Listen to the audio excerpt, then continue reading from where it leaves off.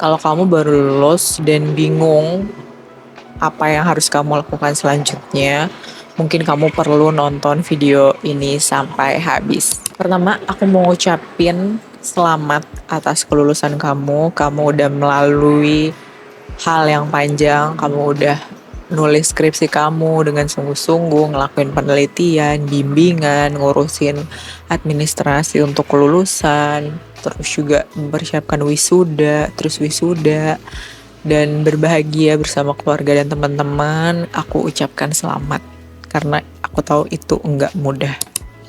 Dan sekarang kamu perlu menghadapi hal lain lagi atau tantangan lagi setelah lulus.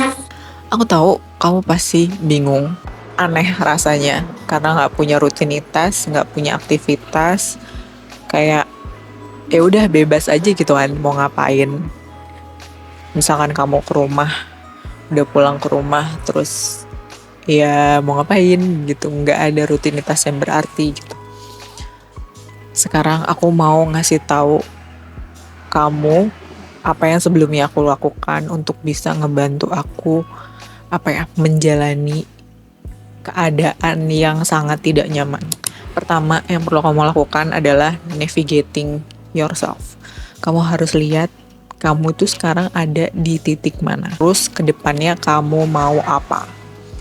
Karena dengan menyadari itu, kamu tuh akan tahu dan akan lebih terarah lagi jalannya.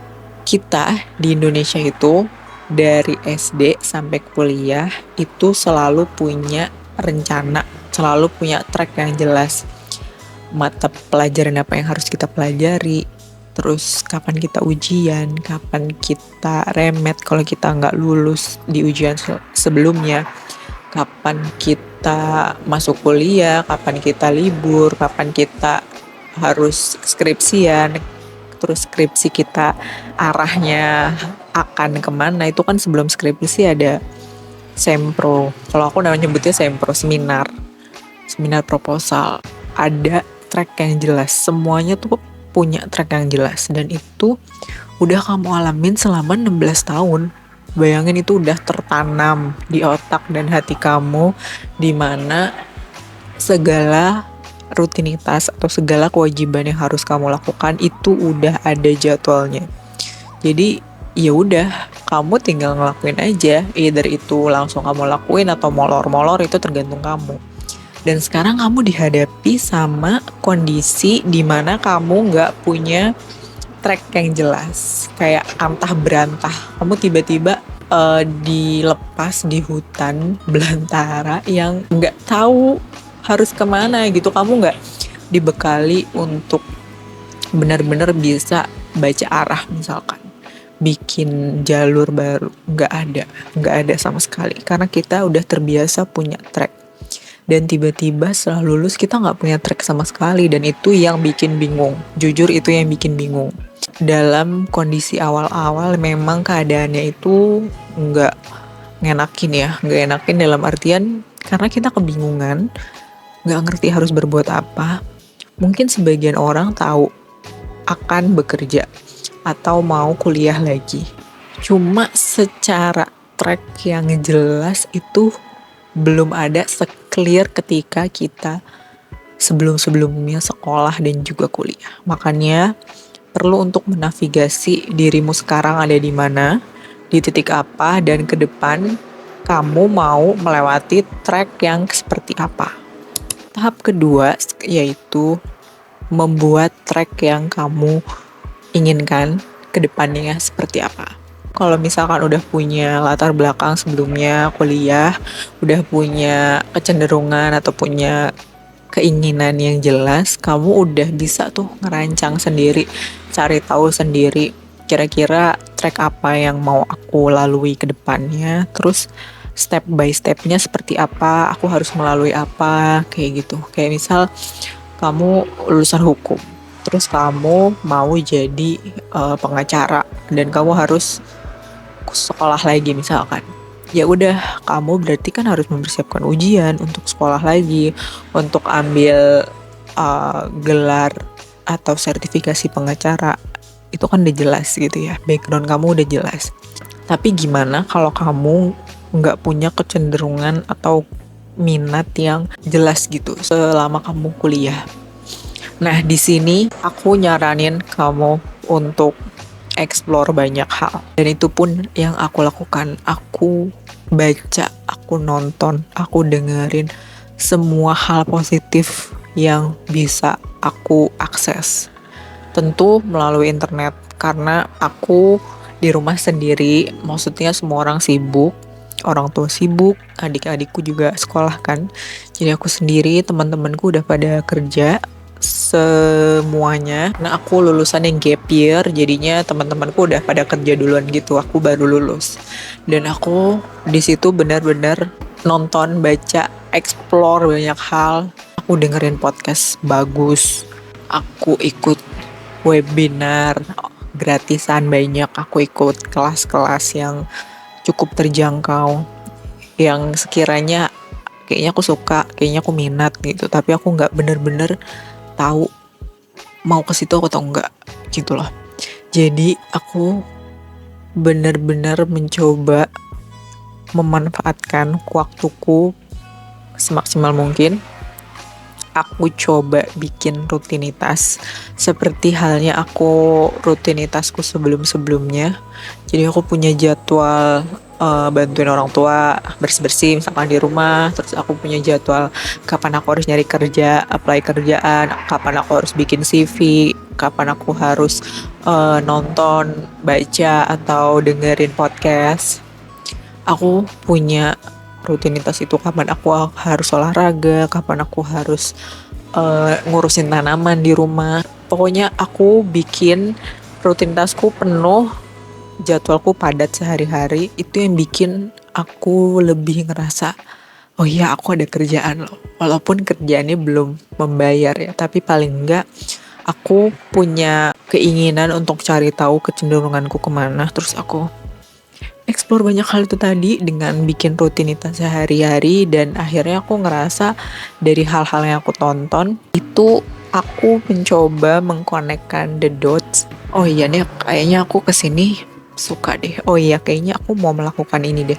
Oh iya kayaknya emang yang lagi dibutuhin ini deh. Pokoknya hal-hal yang kayak gitu aku coba connecting the dot biar aku bisa ngerancang kira-kira hal apa yang mau aku lakukan ke depannya. Dan itu benar-benar sangat membantu, walaupun gak benar-benar secara rigid ya, maksudnya gak benar-benar akan pasti ke sana, tapi paling gak aku punya gambaran dulu nanti ke depannya akan dituntun Tuhan kemana. Aku juga gak punya kuasa akan itu, tapi paling gak aku udah berusaha mencoba mencari tahu kira-kira hal apa yang mau aku lakukan. Dan itu bikin aku seneng karena aku suka. Step yang 3 tahun terakhir adalah fokus ke diri sendiri. Sadari kalau apa yang terjadi atau apapun keadaan yang ada di hidup kamu saat ini, itu adalah pemberian terbaik dari Tuhan. Jadi bersyukur. Banyak banget hal yang bisa kamu syukuri saat ini. Fokuskan pada hal yang udah kamu punya dan syukuri itu. Karena kalau kamu fokus ke hal-hal yang belum kamu punya, ya bawaannya menderita karena kamu belum punya. Tapi kalau kamu coba deh geser perspektif kamu coba lihat apa yang udah kamu punya sekarang, itu gak ada habisnya untuk bersyukur. Makanya apapun keadaannya, disyukuri, diterima, ini yang terbaik. Dan apapun keadaan kamu, coba latihan untuk melihat hal dari sisi positif dan mempergunakannya dengan bijak, dengan baik. Kayak misal, waktu aku transisi sebelum aku kerja, aku kan udah apply kerjaan, iya, aku udah kasih waktu untuk belajar, ikut webinar gratis, atau ikut kelas yang masih terjangkau, atau bantu-bantu rumah bersih-bersih. Dan aku masih punya waktu luang banyak. Akhirnya aku pikir, kayaknya aku perlu membangun habit-habit baik dari sekarang. Karena habit itu kan gak bisa langsung jadi dalam seminggu ya. Butuh waktu butuh energi, butuh usaha untuk bisa benar-benar dibangun. Makanya aku waktu itu salah satunya aku membangun habit berolahraga.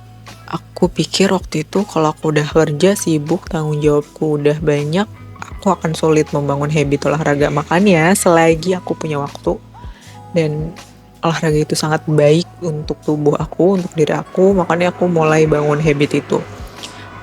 Dan dari situ aku mulai ngelatih untuk melihat keadaan yang aku pikir ngapain lagi ya, waktuku kok banyak, ngapain lagi ya gitu. Aku mulai latihan ngelihat keadaan yang aku pikir gak enak, kira-kira kalau dibikin positif atau dibikin seru, aku harus ngapain ya. Dan aku ketemu lah tuh beberapa habit baik yang aku pikir perlu aku bangun dari sekarang. Dan aku nggak menyesal melakukan itu, dan sekarang pun aku masih berlatih, dimana ketika aku ada di posisi atau keadaan yang aku rasa nggak seru nih, keadaannya nggak nyaman nih, oke, kira-kira apa hal yang positif yang ada di keadaan ini, dan apa hal positif yang bisa aku lakukan untuk bikin keadaan yang gak enak atau gak bikin nyaman ini jadi lebih nyaman, dan malah ganti perspektif kan, jadinya kayak aku jadi lebih bersyukur, jadi lebih ngerasa aku berprivilege karena banyak orang yang mau di posisi aku gitu. Kayak misalkan aku bekerja sekarang itu kan WFA, aku kerja di rumah. Awalnya aku tuh kayak ngerasa kayaknya aku mau ngekos aja, mau tinggal sendiri aja deh.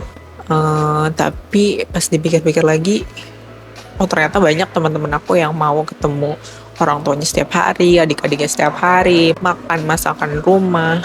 Terus kayak, oh ternyata ketidaknyamananku itu ada hal positifnya loh. Dan aku juga sadar kalau oh iya, aku dikasih kesempatan nih untuk lebih sering ketemu orang tua aku tiap hari.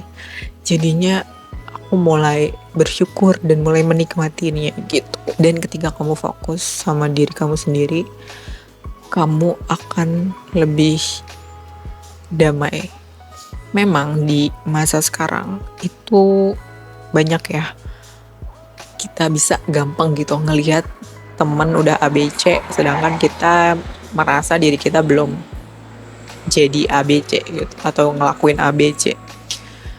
Terlebih dengan media sosial, informasi yang banjir ini banyak banget.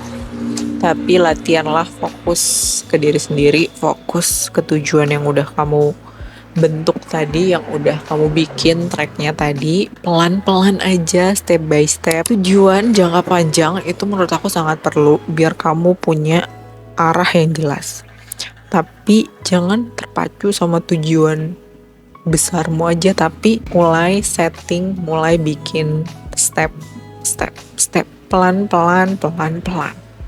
Karena kalau kamu terlalu lihat ke tujuan tuh kayak terintimidasi duluan gitu sebelum kamu mulai. Makanya satu tangga tiap hari, karena 1% better setiap hari itu lebih baik daripada enggak sama sekali.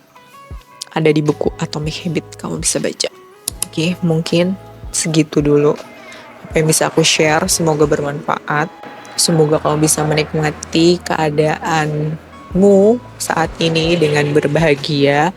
Apapun kondisinya, syukuri, karena segala sesuatu yang gak enak atau gak nyaman itu hanya sementara.